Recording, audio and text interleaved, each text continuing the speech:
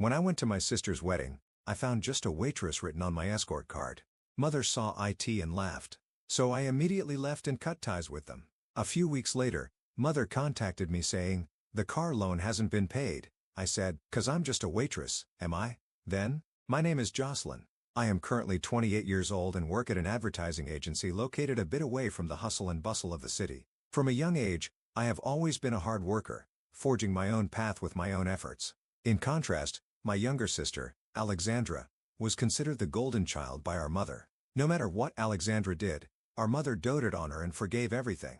I have often felt frustrated by the difference in how we were treated. When Alexandra acted selfishly, it was met with a laugh and a dismissive, "She's just a child," while I was scolded too. "Be patient, you're the older sister." Gradually, I felt like I lost my place within our family and learned to endure in silence. A definitive rift in our relationship occurred after our father passed away. Our mother's adoration for Alexandra only intensified, fueling her dependency. Meanwhile, I dropped out of college to support our family's finances and gradually became isolated within the family. My mother and Alexandra would laugh together when I was not around, and I was treated like air even when I returned home. I eventually decided to leave home when I turned 25. I had longed to escape the loneliness and conflicts I felt within the family. Unable to find my place at home, I was determined to establish myself in the outside world. I saved money and finally started living on my own. I built a new life base within walking distance to the company. Since leaving home, I naturally distanced myself from my mother and sister. Initially, it was to heal the dissatisfaction and frustration I had held inside.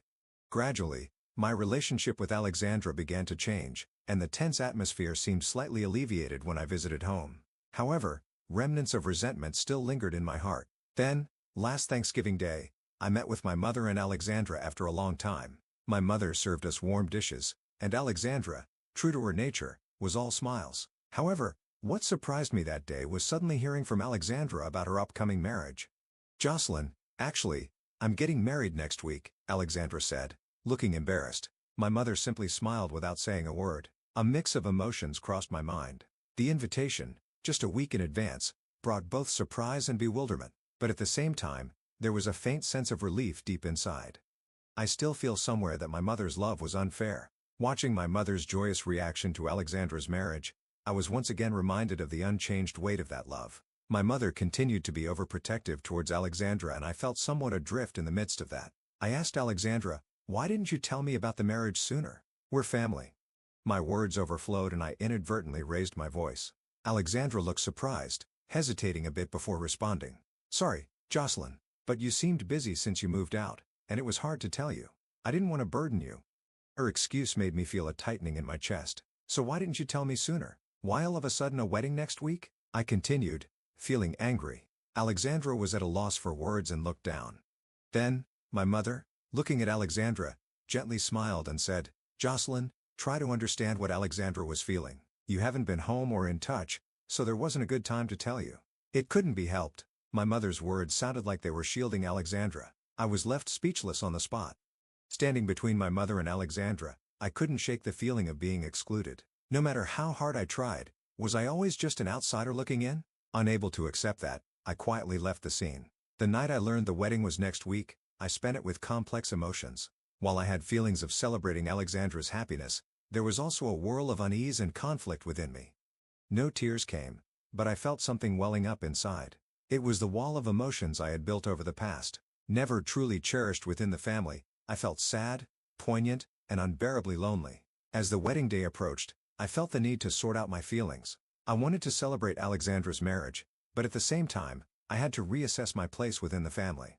Could I ever feel the happiness my mother and Alexandra do? Or am I doomed to remain isolated within the family forever? Gradually, I felt a strong desire not to attend the wedding. On the wedding day, I entered the venue feeling as if I had been left behind in a distant past. The hall, adorned in elegance, was enveloped in the soft light of chandeliers filled with the smiling faces and cheerful voices of guests.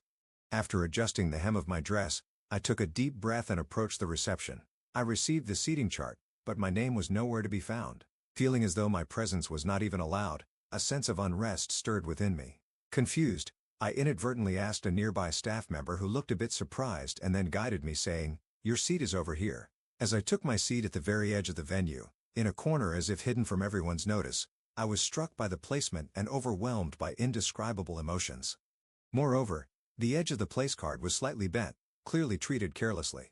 The moment I picked up the card with trembling fingers, my heart froze. The waitress. I blinked several times, rechecking the words, but there it was, unmistakably written. My fingers trembled and my knees felt like they could give way at any moment. A shock as if my very existence was being denied coursed through my body. "What is this?" My murmured voice was hoarse, reaching no one. However, at that moment, I heard footsteps creeping up from behind.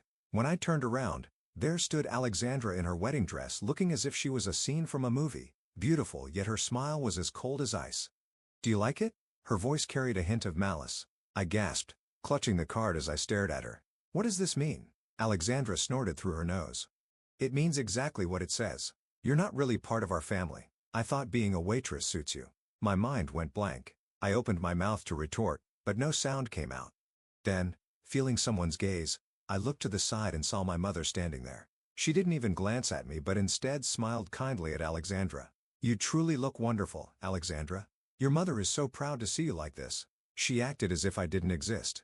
At that moment, everything clicked. My mother knew about this insult. She even seemed to be enjoying it.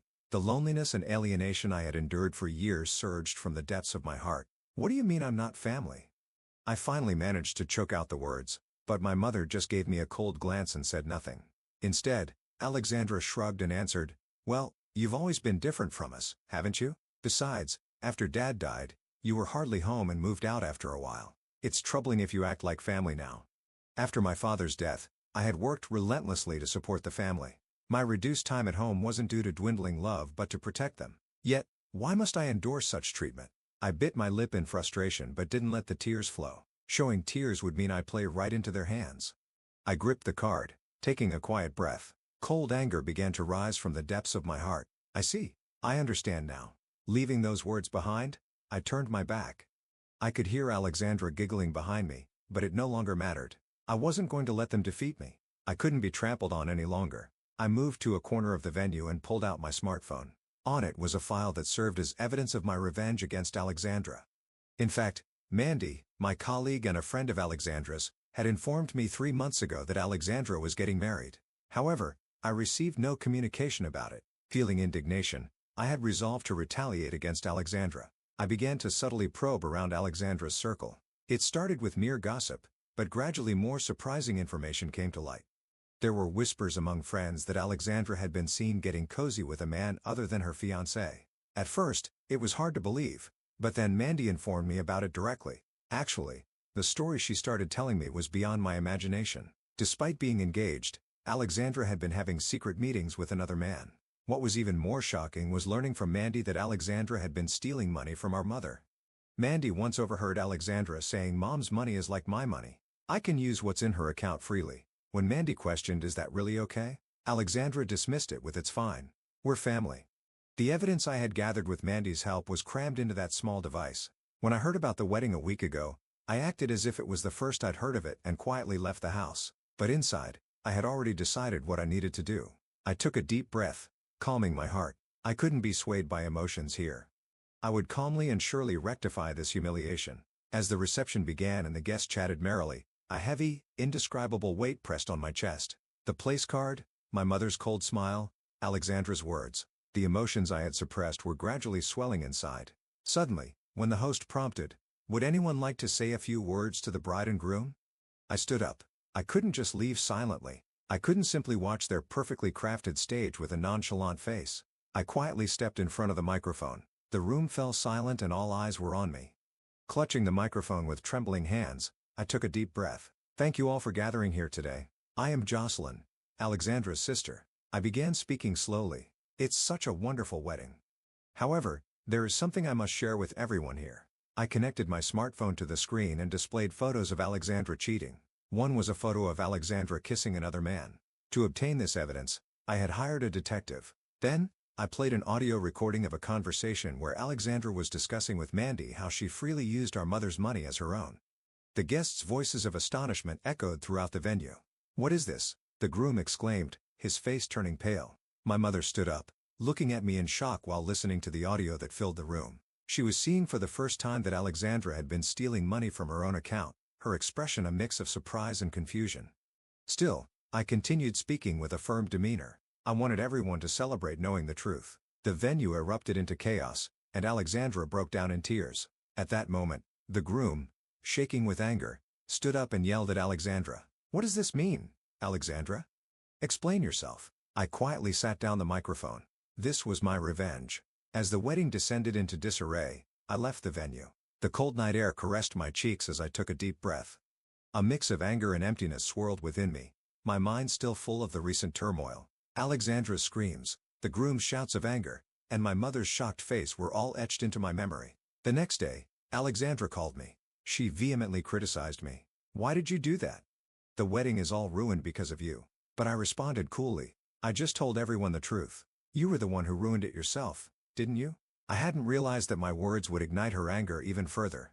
Afterward, I was away on a business trip for a few days. When I returned, the front door was ajar. Feeling my heart pound like a drum, I cautiously stepped inside the house. The room was terribly ransacked. Items from the shelves were scattered on the floor, picture frames were broken, and a painting I cherished was also shattered on the floor. I immediately called the police. While waiting for them to arrive, I carefully assessed the situation without moving anything. Then, among the shards of a broken vase scattered on the living room floor, I noticed a small silver charm that stood out. It was part of a bracelet that Alexandra always wore, and when I picked up the charm, my chest fluttered with anxiety. I wondered if this might indicate something, but I still had no proof.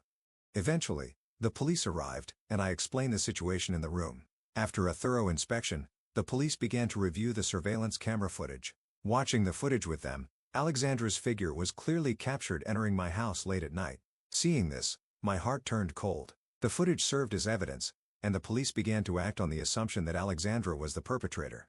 While the police proceeded with their formalities, I consulted with a lawyer named George about the legal steps to take next. After reviewing the surveillance footage, he quietly said, "This is a clear case of illegal entry. If we find evidence of theft, legal action can be taken." I was resolved. I would not forgive Alexandra.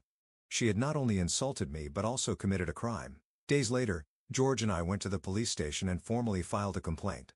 My anger gradually turned into a calm determination, and I quietly awaited the day to deliver justice to Alexandra. The day the summons arrived, Alexandra stormed into my workplace. The sound of her heels echoed in the quiet office, and everyone's eyes turned toward us.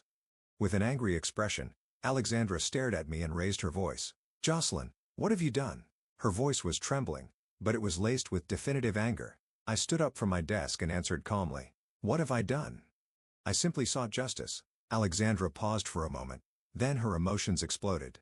"Justice. It all started because you ruined my wedding." To that, I replied calmly, yet with conviction. "Ruined your wedding? That was your own doing." Alexandra appeared shocked for a moment, but soon her face turned red as she attempted to retort. "But you," I cut her off and continued. "What you did was a crime. Not only did you steal our mother's money, but you also broke into my room and ransacked it. The evidence has already been submitted to the police. Now it's up to the court to decide." She collapsed to her knees. I quietly returned to my seat and resumed my work.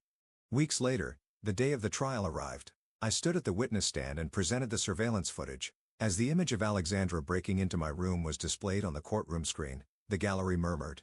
The verdict was guilty. Alexandra received a suspended sentence and was ordered to pay damages to me. After the trial, Alexandra turned to me, her anger seeping through her condemnation. "Why did you do this? Are you satisfied after suing your family like this?"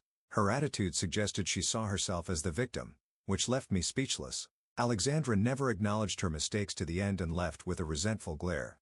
I watched her leave and sighed deeply. Then, I quietly exited the courtroom. After the trial, I felt the tension that had been stretched tight within me finally begin to relax. Legal sanctions had been imposed on Alexandra, justice had been served, and a new chapter in my life was about to begin. About a week after the trial, I received a call from my mother. "Jocelyn, I've decided to sue Alexandra to recover the money she stole from me. She is no longer my daughter. You are my only child." I was taken aback by her words. It was the first time I had heard my mother speak critically of Alexandra. No matter how much trouble Alexandra caused in the past, my mother had never blamed her and always defended her. "Do what you think is best, Mom." I could hear her catch her breath on the other end of the phone, but she quickly suggested in a lighter tone, "Once I get the money back, let's go on a trip together." I tightened my grip on the receiver. "Mom, that's not right, is it?" I said quietly. There was a long silence before my mother asked in a puzzled voice, "What? What's wrong?" I took a deep breath and chose my words as calmly as possible. "The fact that Alexandra did what she did is her own responsibility, of course. But don't you share the blame too? You've always pampered her, letting her believe that she could do anything and still be forgiven." I sensed my mother was about to say something, but I continued. "Getting your money back might be important, but that alone won't change anything." I could hear her breathing over the phone. She probably understood what I was trying to say. "I know. I've been too indulgent with Alexandra. I realize that I've been terrible to you too." I remained silent, not responding to her words. It felt like the impact of my mother's role in the strained relationship between Alexandra and I had only now become clear. But even though I had sought justice against Alexandra, I hadn't yet come to terms with my feelings towards my mother. I've corrected justice against Alexandra, but that doesn't mean I've forgiven you. I'm not generous enough to forgive how you've treated me so quickly. I'm going to live on my own now, and you should too." With those final words, I hung up the phone. Subsequently, emails from my mother arrived daily, expressing regret and a desire to make amends. The emails were filled with words of remorse like, "I'm sorry. Please give me just one more chance. And I deeply regret hurting you." I couldn't tell if my mother was genuinely remorseful or truly wanted me back. However, the accumulated past events meant that her words did not resonate with me. I never replied to her, simply continuing to ignore her communications quietly. Eventually, I blocked her contact information. It felt too late for her to understand the pain I had felt then. A new life awaited me. Determined not to be bound by past relationships, I resolved to move forward. At work, my colleagues supported me. During lunch, many commented, "You did nothing wrong," and "It's good that justice prevailed." Their support was incredibly uplifting. Fueled by their encouragement, I dedicated myself to my work and gradually regained my routine. One day, I received a letter. The sender was Alexandra. "To Jocelyn, I have lost everything.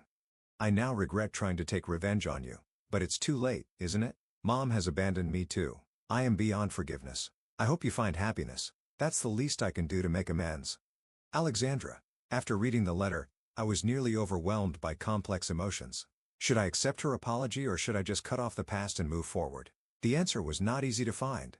Months later, I was at a party celebrating the success of a new project. Holding a glass, I surveyed the venue and spotted a familiar back. Approaching, I realized it was Alexandra, who was working as a waitress at the party venue. She looked utterly exhausted, a far cry from her former glamorous self. Her complexion was poor, and fatigue was evident around her eyes. She desperately smiled while serving drinks to guests, but her smile carried a hint of emptiness. I watched her for a while, and our eyes met several times as she moved busily around. Alexandra looked surprised for a moment but quickly averted her gaze and continued her work. A strange feeling welled up in my chest. Then, Mandy approached me. "It seems Alexandra broke off her engagement with Kevin," she informed me. Mandy started speaking quietly, a look of concern apparent on her face. I couldn't respond to her immediately. She then continued, "Since the trial, Alexandra seems to have been struggling with debt. Additionally, Kevin has demanded alimony from her. And it seems like she's really cornered. She even asked me for a loan. It looks like she's juggling several jobs besides this one." Hearing about Alexandra struggling to repay debts and working desperately evoked complex feelings in me. However, this was all the retribution she deserved. What she had done should not be forgiven. I glanced at Alexandra momentarily. The irony of her working as a waitress now after she had mockingly called me one at the wedding was not lost on me. It must be painfully clear to her now how much she has hurt and betrayed others. While continuing to talk with Mandy, I hoped that Alexandra would reflect on her past actions and live a more honorable life moving forward. I also learned that my mother was mentally cornered. A relative mentioned that she had not stepped out of the house at all and was shut in. Hearing that relatives were concerned about her didn't evoke any sympathy in me. Both Alexandra's betrayal and my mother's situation were consequences of their own actions, and I believe my mother should accept that. As for me, I think my mother needs to overcome her challenges on her own, and if she can't resolve her own suffering, that too is her problem. Reconciliation with my family now seems too difficult. The path I should walk is one free from the shadows of family where I can value myself. From now on, I intend not to be bound by others' expectations or a sense of obligation but to pursue my own happiness. Regardless of my family's situation, I am resolved to make my life a happy one. Without dwelling on the past, taking a new step forward and living at my own pace feels like the best course for me. My life is in my hands. I want to seize happiness with my own efforts and create days that truly satisfy me.